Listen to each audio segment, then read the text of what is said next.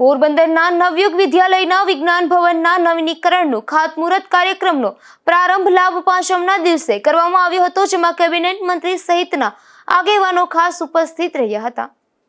પોરબંદરના નવયુગ વિદ્યાલય વિજ્ઞાન ભવનમાં ધોરણ 11-12 વિજ્ઞાન પ્રવાહના અભ્યાસમાં આસપાસના ગ્રામ્ય વિસ્તારોના મધ્યમ વર્ગના વિદ્યાર્થી ભાઈ બહેનો અભ્યાસ કરી રહ્યા છે.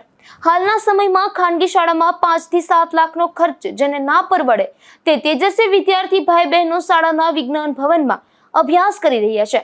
શાળાના આ વિભાગમાં પણ નવીનીકરણ તથા તમામ લેબોરેટરીઓને સાધન સમૃદ્ધ બનાવીને સમાજના મધ્યમ વર્ગના વિદ્યાર્થીઓ સરકારી ફીના ધોરણે શ્રેષ્ઠ શિક્ષણ મેળવીને પોતાનું ઉજ્જવળ ભાવિ નિર્માણ કરે એવા આશ્રયથી ₹50 લાખના ખર્ચે વિજ્ઞાન ભવનનું નવીનીકરણ ખાતમુહૂર્ત કાર્યક્રમનો પ્રારંભ લાભ પાંચમના દિવસે કરવામાં આવ્યો હતો, જેમાં કેબિનેટ મંત્રી સહિતના આગેવાનો ઉપસ્થિત રહ્યા હતા.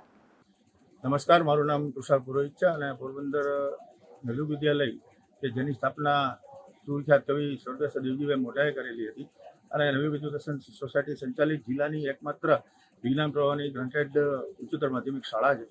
આ શાળાની અંદર સરકારી ફીના ધોરણે વિજ્ઞાન પ્રવાહનો અભ્યાસ કરાવવામાં આવે છે. સાથે સાથે વધારાના વર્ગો લઈ અને વિદ્યાર્થીઓનું શિક્ષણ કાર્ય ખૂબ જ સમૃદ્ધ બને એ માટે અમે પ્રયત્ન કરી રહ્યા છીએ.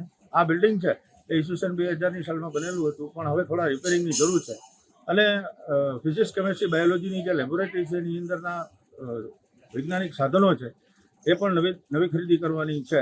એટલે આ બિલ્ડિંગનું જૂના વિદ્યાર્થીઓ અને શિક્ષણ પ્રેમી દાતાઓના માધ્યમથી દાન એકત્ર કરીને નવીનીકરણ આજે લાભ પાંચમના શુભ દિવસે એનું ખાતમુહૂર્ત રાખવામાં આવેલું છે.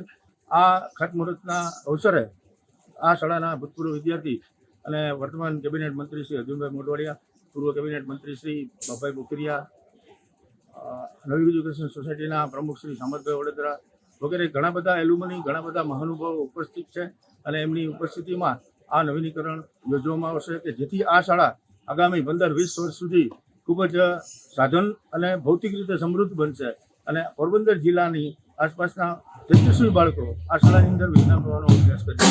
બિલ્ડિંગના નવીનીકરણ ઉપરાંત વિજ્ઞાન ભવનમાં આવેલ લેબોરેટરીમાં પણ આધુનિક સાધનો વસાવવામાં આવશે. અશોક થાનકી, ગુજરાત ન્યૂઝ, પોરબંદર.